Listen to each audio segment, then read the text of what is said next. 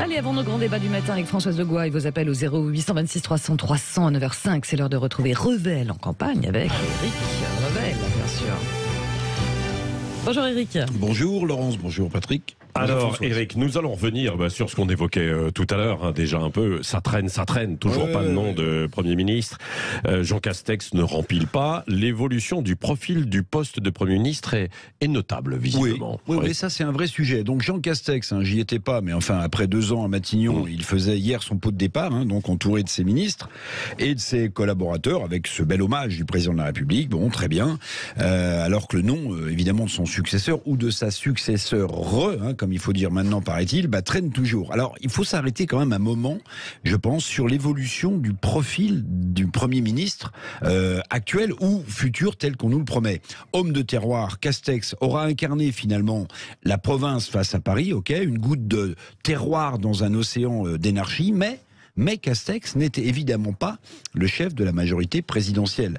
En réalité, il faut le rappeler, il faut le dire, parce que c'est une évolution notable de la façon d'incarner la démocratie dans ce pays, c'est le chef de la majorité, c'est en réalité évidemment Emmanuel Macron et personne d'autre. Vous voulez dire que Matignon accueille dorénavant plus des techniciens, entre guillemets, que des politiques alors ? Oui.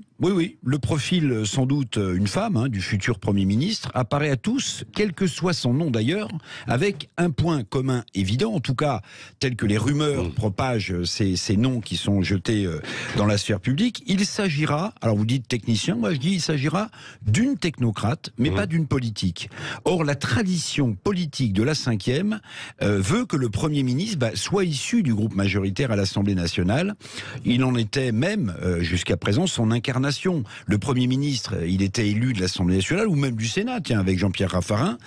Avec le pouvoir jupitérien d'Emmanuel Macron, il semble bien que cette tradition aussi ait changé. Le Premier ministre, devient un technocrate technicien, sans saveur politique, sans poids politique, et même sans doute sans opinion politique, des absences évidemment, pour mettre la partition du en même temps en musique.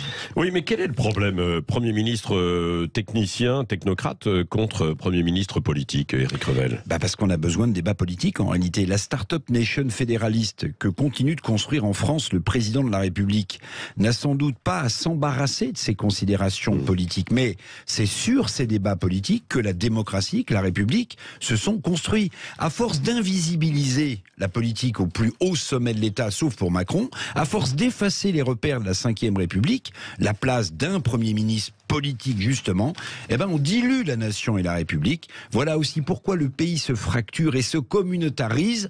La nature politique, comme toutes les autres, a horreur du vide.